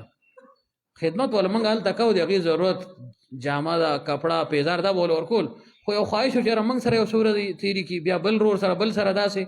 لیکن هغه به یو کره هم نه تله. ما ورته ډېر زیات یعنې زور مې پې ولګاو، جات کې مې ورپسې ولېږل. نسو سره عام طور باندې یعنې دا نیا نیکه چې کوم دی زیات یعنې هغو طرف ته مایله یي، د هغو خبره مني وه. لیکن ونه شلوي. بیا چې آخري وخت زما د مور د وصال تقریبا 90 کال عمر وی. کله چې د وصال وخت شو نو بیا زه لاړم، ما چې اوس خو ستاسو طبیعت عمر ټیک نه دی او که د آخري یو څه ورځې ما سره تېرې کړی جو ښه به وي. نو هغې وایي چې نه نشم تللی، وي نشم تللی، دې کور نه تللی نشم. ما چې ولې؟ وي زه جدا کړم. بیا وي ما ته چې بچې وي ستا پلار چې زه راویستی یم که نه دې کور ته، دې کور نه بغیر د اجازت نه دا چېرته تللی نه یم. زه دا غواړم چې دغه کور نه زما جنازه اوچته شي، لہذا خفه کېږم، زه تا نه بلکل رضا یم. تا زما حقوق هم ادا کړل، زما خدمت دې هم وکړو، لیکن زما دا خواهش دی چې دغه کور کې پاتې شللی. نو دا جذبه هم ادا وه. خو دا نه چې بیا الواد ته وایي چې بس زه تا نه مرور یم، تا سره اډو پاتې کېږم نه جو. نو هغه که زیات نه زیات غم په زړه باندې اخلي، خو جو زوی به اخلي که نه، زنانې باندې خو جو دا حق شته ومانه. نو په دې وجه والدین له چې کوم دی زیات یعنی برداشت پکار دی، تحمل پکار دی، اعتدال پکار دی، گزارا پکار ده. ځان نه به معصوم سړی نه جوړي، لیکن فطرت د انسان وي 55 بن جاتا ہے. بوډاوالی د چې ورسي کنده کې چړچړاپان راشي، بیا په خبرې باندې بیا جنګ کوي، او چې څه په خوله راځي هغه وایي، ایرس پکې بیا زیات شي وغیره وغیره. نو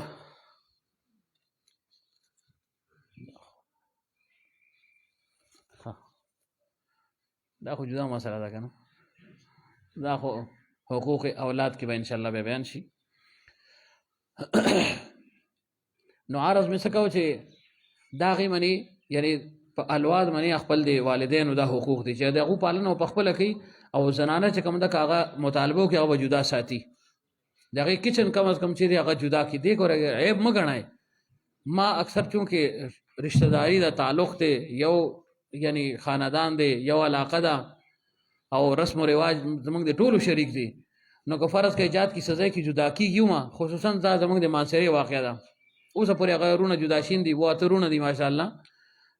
خواهش د هغو دی چې موږ جدا شله، مور یې منځ کې راغله چې نه سوچ یې زه ژوندی یم، ګورې دا نوم زه نه اورم، دا داغ به په ما نه ایږدی وي. څه داغ فلاني الواد چې کوم دی هغه جدا شي، نو روزانه د هغو په کور کې دا ډز خېږي روزانه. نو هغه یو ورور دی اوس جدا شه، په زور جدا شه. نو هغو ته ما که دی اوس په رضا منې دی جدا کړو چې سمه خبره اوس دا به هم خپوي، حالانکې هغه منې خو ضروري وه چې یو ځای د هغو نباه کېدله نه، سړي لا ګزاره وکړي یو ځای، زنانه نشي یو ځای کېدی. خو چې نشي یو ځای کېدی دا د هغو حق دی، بس جدا دي شي. نو که یو زنانه مطالبه وکړي نو حتی الامکان د هغې مطالبه چې کومه ده خپل د وس مطابق هغه به انسان پوره کوي. نور ډېر حقوق دي چې خدام به وله ساتي، خادم به وله ساتي. که هغه وي فرض کړه زه دله نه پخوم که نه، نو ډیسه به نه لاس کوئ، ډیسه نشئ لاس کولی. فقها دا وایي که هغه بیماره شله خصوصا بیا خو به ورکړي تیاره بلکل ریډي میډ چې ته ناجوړه یې هم وخت دې ورکوي. ځکه چې پیغمبر صلی الله علیه وسلم فرمایل ښځه خاوند له یا خاوند ښځې له خوله کې لقمه ورکړي، نو وایي فرمایل چې دا هم صدقه ده، دا هم یو صدقه ده، اجر او ثواب په دې باندې الله تعالی مرتب کړ دی. کړی دا عمل چا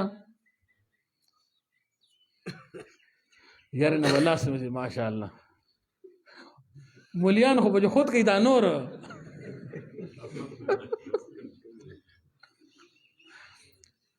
قاری صاحب نه که څه پاتې شوی دا عمل ستاسو ورته خیال نه و.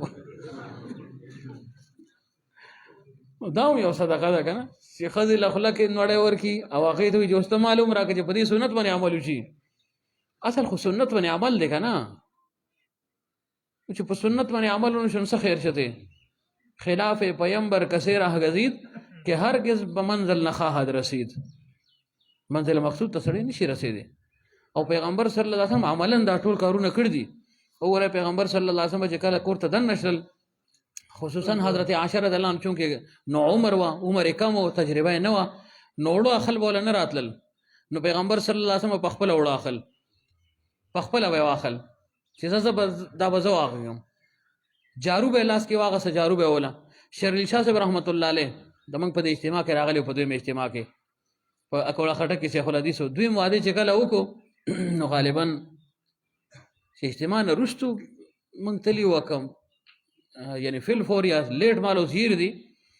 نو په دې نوي کور کې اولنی کور والی وفات شوی وه چې ور وټکاو چې ور یې کلاو کو جارو او سره دننه جارو وله، کور کې جارو وله. شیخ الحدیث معمولی سړی نه و، ډاکټر هم و، پی ایچ ډي ډاکټر و.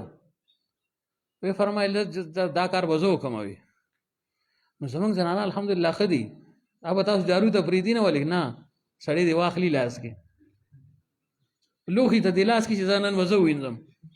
مطلب موږ به خپله جذبه ښیو. الحمدلله ما دې باندې عمل کړ دی.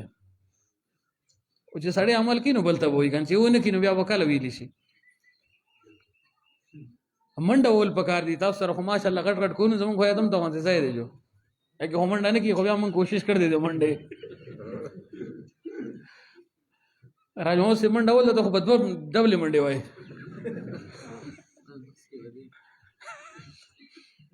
او که نه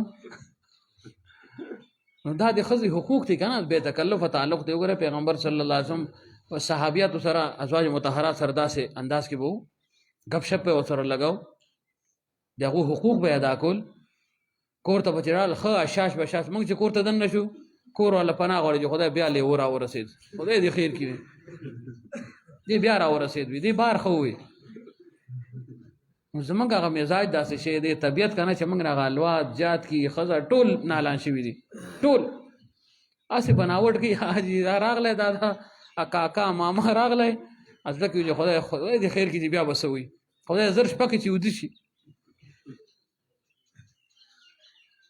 نو دا په څه وجه چې موږ صرف خپل حق ګڼل دی چې زما حق بس د اولاد حق چېرته لاړ د ښځې حق چېرته لاړ نن ګور حق چېرته لاړ د زوی حق دی هغه چېرته لاړ زوی باندې خپل د ښځې حق دی هغه به کله ادا کوي خپل د اولاد حق دی هغه به کله ادا کوي څنګه به ادا کوي اوس خو موږ دې کې معار ګڼو که یو ماشوم فرض کړي یو انسان ماشوم دی هغه خپل د مور او پلار مخکې ماشوم نشي اوچتولی اوس کیدای شي دا شی ختم شوي لیکن مخکې به دا ډېر او دې سپین سترګې شوي زموږ په مخکې ذات کې اوچتې وي دا ټول د جهالت خبرې دي پیغمبر صلی الله علیه وسلم ګورئ حسنین کریمین به اوچت کړل ښکل به یې کړل جولۍ کې به یې کېنول او اقرا ابن حابس غالبا رضی الله عنه هغه چې راغی وي موږ خو دم ته مینه محبت نه کوو واسه زما لس زامن دي وي لس پیغمبر صلی الله علیه وسلم فرمایي من لا یرحم لا یرحم څوک چې رحم نه کوي هغه باندې رحم نه کېږي نو دا د هغو حق دی نو بهرحال یعنی خنده پیشانی سره به زنانې سره راپېښېږي ګپ شپ به ورسره لګوي د هغې حقوق به ادا کوي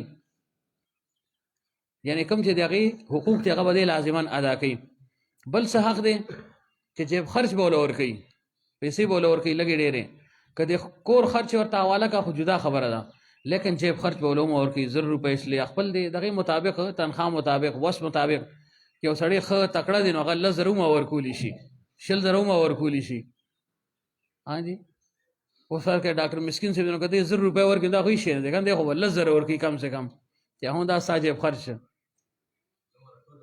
نه هغه جدا دي اجدا دي سو ایواله ټول خو ما پرې دا وای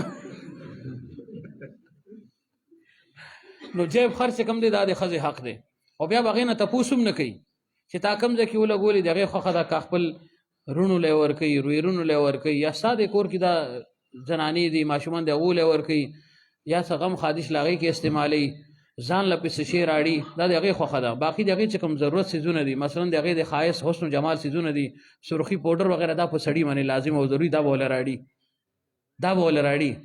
دا په هغې باندې ځان له نه دي دا خو دې چې جیب خرچ ورکړه د هغې خوښه چې کوم ځای کې لګوي تپوس به ترې نه کوي تا له ما 1,000 روپۍ راکړو یا څنګه چل دی څو بچلې پکې ودې لګولي دغه تپوس به نه کوي بیا دا د هغې شی دی بس که ځان له یې جمع کوي که خوري او بل څه حضرت یو فرمایل چې د کور انتظام د ځان سره وساتي اکثر دې ځای کې بیا جګړه پیدا کېږي په دې خبره ځان سره دې وساتي د کور اخراجات دي یعنی کور ته دې چای چینی پاڼه سبزي دا راړي په خپله دې راړي لیکن که دې نشي راړلی په خپله نو ویې فرمایل چې بیا د مور پلار ته نه حواله کوي بیا به ښځې ته حواله کوي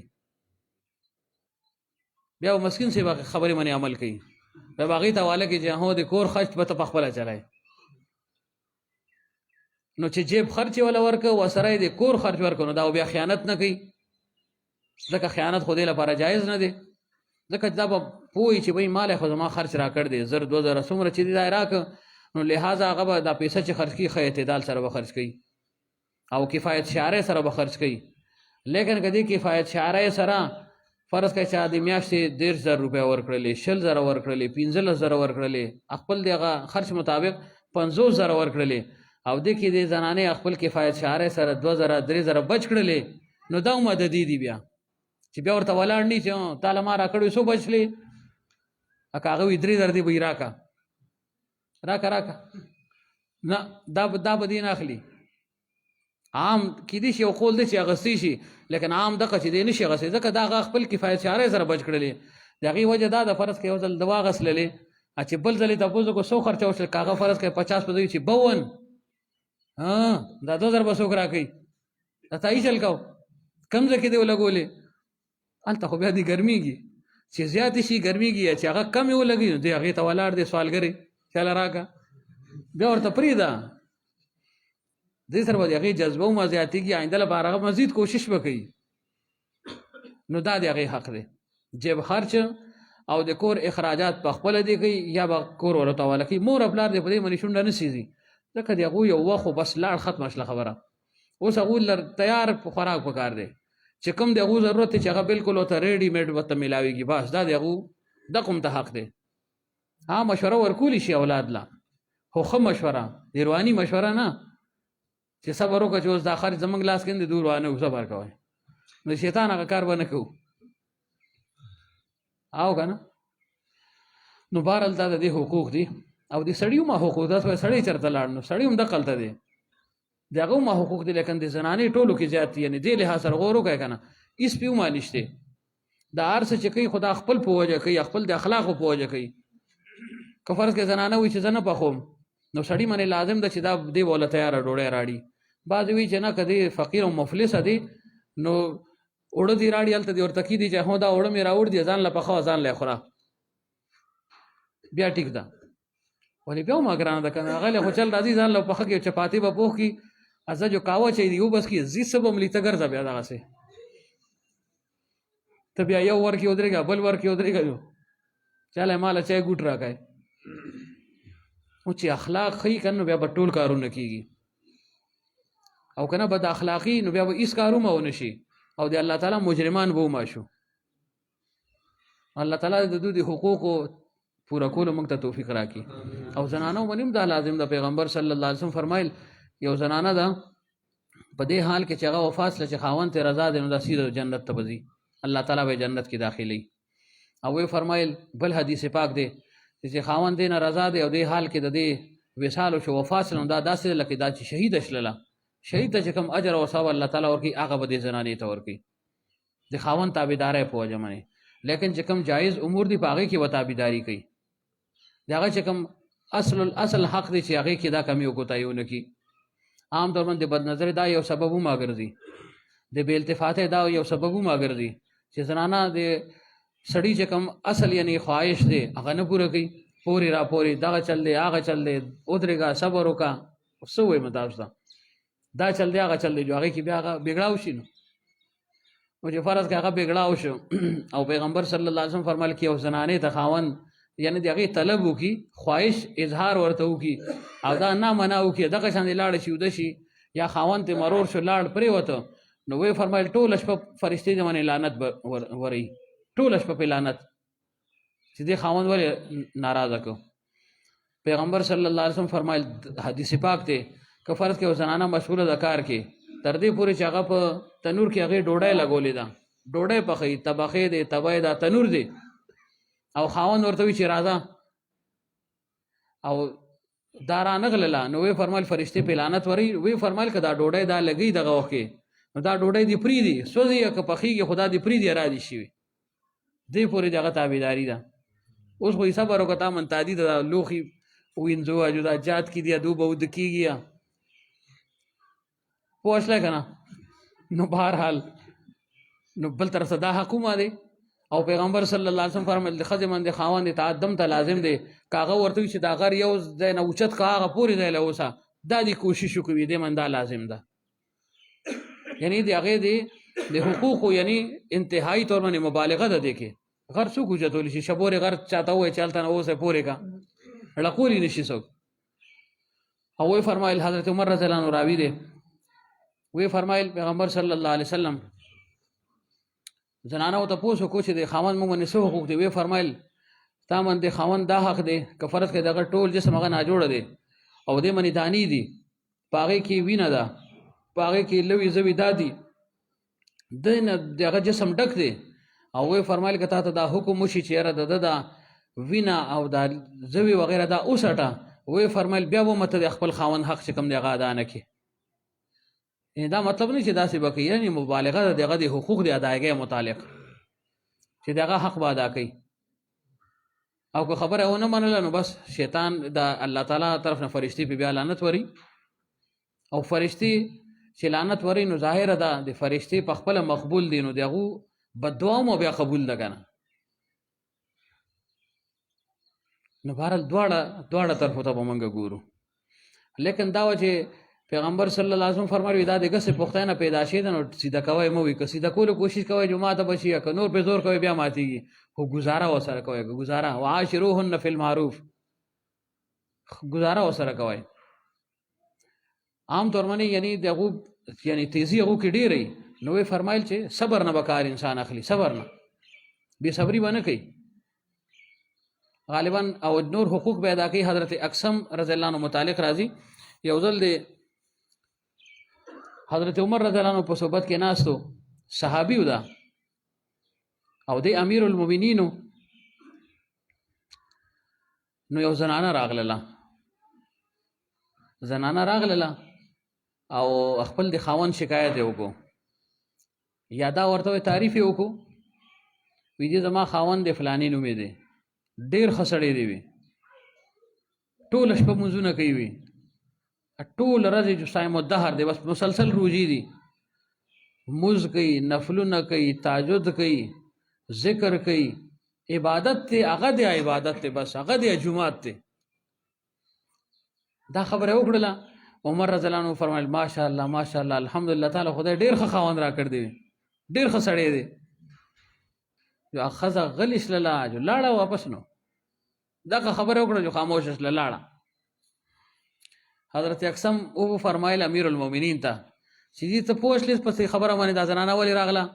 وی پوه شلم که نه، دا راغله خپل د خاوند تعریف یې وکړو، لکه موږ دا بعد وولو چې دلته راتله تعریف له نه ده راغلی، شکایت یې درج کړو، کمپلینټ له راغل ده. وی څه شکایت؟ زه خو پوه نه شلم، دا ما ته تاسو زه ولې امیر المؤمنین جوړولم چې زه په دې خبرو نه پوهېږم. وي چا وی دوی ته چې ما امیر المؤمنین کوي چې زه په دې خبرو هم پوه نه شلم، چې زه خو یم دا تعریف کوي، ته وایې چې شکایت دی. وی چې شکایت یې وکړو، هغې باندې څه دغه درد چې راځي دلته تعریف کوي د خاوند چې زما خاوند داسې مونځونه کوي، داسې روزي نیسي، خو څه چل دی دې خبره کې. وی زه ته جو تپوس وکړه، ځکه چې دې خبرې باندې ته ورسېږي، ته تپوس وکړه، یا ته ما ته وایې چې دې څه شکایت وکړو. وی دا شکایت کوي چې زما خاوند دی که نه زما د حقوقو خیال نه ساتي، جذبه پې غالبه شي، دا جو غټې تسبیح اخیستې دی، جو اللهو دی لګیا دی، اړم دی، نو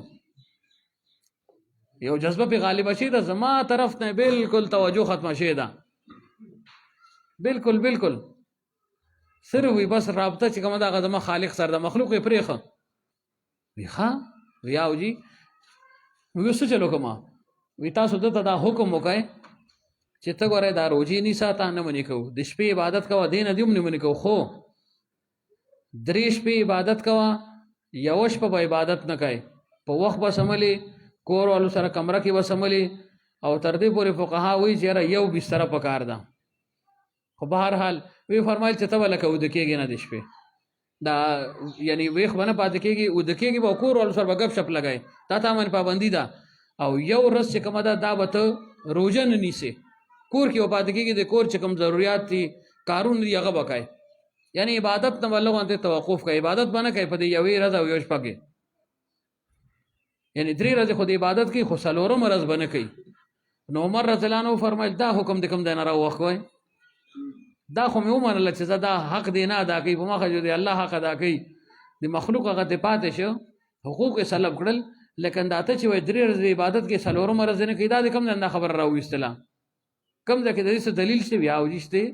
الله تعالی فرمایي فانکحوا ما طاب لکم من النساء مثنى وثلاث ورباع، دې کې د دې دلیل دی، یعنی اسلام کی شریعت کی شریعت محمدی صلی الله علیه وسلم کې 4 پورې سړی نکاحونه کولی شي، 1 2 3 4، لیکن حضرت فرمایل چې فی زمانه د یوم کافی او شافی ده،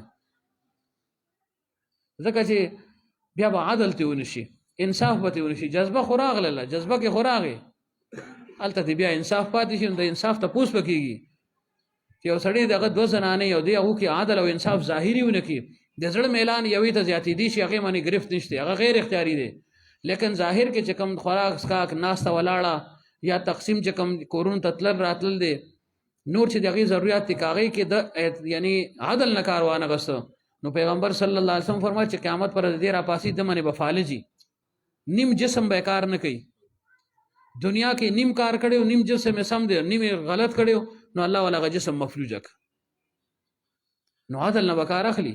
حکیم المت رحمت الله علیه د چا ویلي تا خو 2 ودونه وکړه، موږ ته چې مه کوه، په خپله یې 2 وکړل، تا خو د لار کولا وکړل، خلکو ته یې لار وښوله، وی فرمایي ما لار بند کړله، ور مې بند کړه، وی چې دا څنګه؟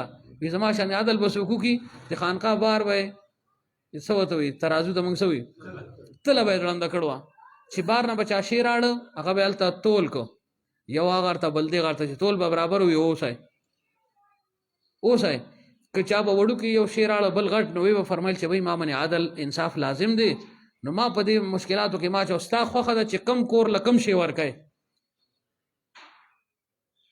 دم ته به احتیاط یې کو.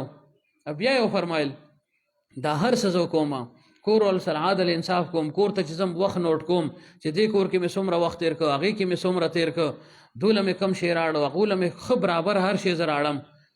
او تر دې پورې حکیم الامت رحمت الله علیه فرمایل چونکې زما واده چې وشو نکاح وشو نو زما دا کور زما د کور والو په حق مهر کې لیکلی شو، په مهر کې لیکلی شو. نو وی فرمایل چې زه یو ځای ته سفر باندې لاړم، په اوږدو سفر و، نو په هغې دوران کې څه هدیې تحفې هغه وخت کې حکیم الامت فرمایي نن نه 120 کاله کم از کم مخکې 1000 روپۍ ما ته جمع شلې. 120 کاله مخکې 1000 به څومره وي په خپل اندازه وکړئ. ځکه حضرت فرمایل دغه زمانه خو قریب و، حضرت فرمایل په 50 روپۍ به ویزه میلاوېدله، ویزه په 50 روپۍ 70 او د 75 یا 65 په منځ کې، یعنی 50 کاله مخکې، او دا 120 کاله مخکې. ځکه حضرت فرمایل زما چې اولنې اپوینټمنټ به وشو نو زما 175 روپۍ یا 150 روپۍ زما تنخواه وي، یا 75 و بیا ورو جاتېدله 150 ته ورسېده. او حکیم الامت صاحب وایي چې هغه وخت کې 1000 روپۍ ما ته میلاو شلې. نو ویزه راغلم 1500 روپۍ ما کور والا ورکړې چې هو دا ستاسو هدیه شله، دواړو له مې ورکړلې، 2.5 روپۍ مې ورکړلې، او باقي چې 1500 پاتې شلې د هغې مې دواړو له کالي جوړ کړل، دا مې وله جوړ کړل. که یو سړی صاحب استطاعت دی نو ده باندې اخلاقا دا خبره لازم ده چې کور والا د کالي جوړ کړي. فقهاو دا هم لیکل دي. میاں بیوی کے حقوق مفتی عبدالغنی دیوبندی رحمت الله علیه حواله مې ذکر کو مولیان ناسی کنه به کم ځای کې لیکل دي. نو یې فرمایل چې دا مې غوله کالي جوړ کړ، بیا مې ولا دا پیسې ورکړلې، بیا مې ډېره موده وروسته ګپ شپ کې مې ورته وویل چې ته ګورې دا زه ستاسو کور کې پاتې کېږم د هغې کرایه ده، ستاسو په کور کې پاتې کېږم د هغې کرایه ده. ګورې ځکه کور خو ستاسو دی، ستاسو پسې لیکلی شوی دی، دې نه چې زه کومه فایده اوچتوم نو که اجازت نه دی ښځې نو کله فایده اوچتولی شي. ابوی دا خو زما مهر کې د ماله جدا جوړه کړه که نه یو کوټه مزیداره غوندې یو بنګله جوړه کړه نو دا غم مطالبه کولی شي. نو وی فرمایل چې دا مې وله ورکړې، او وی فرمایل دمته د حقوقو ادایګي مې وکړل، هغې نه باوجود هغو خفه وي. ما ورته تاسو دا خفه ولې یې رنجیده غوندې وي؟ وی چې ما چې ستاسو حق کې مې څه کمې کړ دی وینا وي، ما چې خفه ولې یې؟ وی ته چې دا زمونږ حقوق پوره کوې که نه تا ته موږ سره مینه محبت نه کوې، دا د الله د یارې کوې ته وي، دا د خدای د یارې کار دی. نو ما چې دا خو زیاته ښه ده، که چېرته مینه محبت وي نو مینه خو محبت کله زیاتېږي کله کمیږي کله ختمېږي، نو دا خو زیاته ښه ده چې د الله د یارې نه زه الله نه یارېږم او ستاسو حقوق پوره پوره چې کوم دی هغه زه ادا کوم. نو وی فرمایل دمته باوجود د دې نه چې هغو بیا هم څه نه څه شکوه او شکایت وي، نو وی فرمایل چې تاسو دقه یوې منې اکتفا وکړئ، یو تاسو له کافي ده، ځکه چې عدل او انصاف به بیا ونه شي. نو بهرحال څه واقع مې بیانوله چې حضرت اقسم وویجي چې قرآن پاک کې راغل دی مثنی و ثلاث و رباع، نو حضرت فرمایل کل حزب بما لدیهم فرحون، هر سړی قرآن نه دلیل نیسي. روافظ څه وایي 18 جایز دی، 18 مثنی 2 ثلاثه 3 رباع 4 جمع کوي 4 6 8 18 ځای هغوی 18 جایز دي. چې کوم نور حضرات دي هغو څه وایي نه 9 جایز دي، 9 مثنی 2 ثلاثه 3 رباع 4 4 3 7 2 9 جایز دي. او اهل سنت والجماعت څه وایي چې نه د دې نه مراد دا دی چې یا خو یو وکړه یا 2 وکړه یا 3 وکړه یا 4، بس 4 اخري حد دی. دا خو د عرف خلاف هم ده دا خبره. مثلا دلته د مالټو ډېرې لګېدلي یا د سیبانو یا د کیلې، بل یو فروټ دی هغه دلته پراتی غوزان دي، داسې یو شی دی. څوک راړي بار نه دلته مهربانه شي چې زه د خلکو باندې دا به د دوی یو دعوت شي. دعوت خو صرف دا نه دی که نه چې سړی به ډوډۍ پخوي یا جو بل له به ورکوي، کېدای شي دا جذبه پیدا شي د چا به پیدا شي، څه پته لګي چا پیدا شي. خلک ځان پټوي اوس. او نو یوسف صاحب راغل دی که نه سبزی والا کم دی څه پته لګي د ده جذبه پیدا شي چې راځه دا څښه مالټې دا خرڅېږي هسې نه دومره به وخورم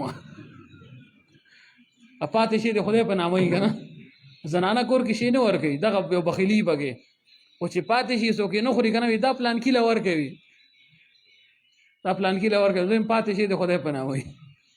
نو فرض کړئ دوی دلته راړي بالټې راړي یا سیبان دلته پراتی څه وایي اعلان ورسره وکړي چې بھائی 2 3 4 سلور ځان له واخلئ. د دې څه مطلب شه چې انتهایی ګورې سلور دا نه چې زه بیا جمع کوم چې وګوره 2 ماویل دي 3 ماویل دي 4 ماویل دي راځه وایي 13 ځانې ته واخله یا بل وي نه ته واخله، نه مطلب چې 2 3 سلور سلور بس.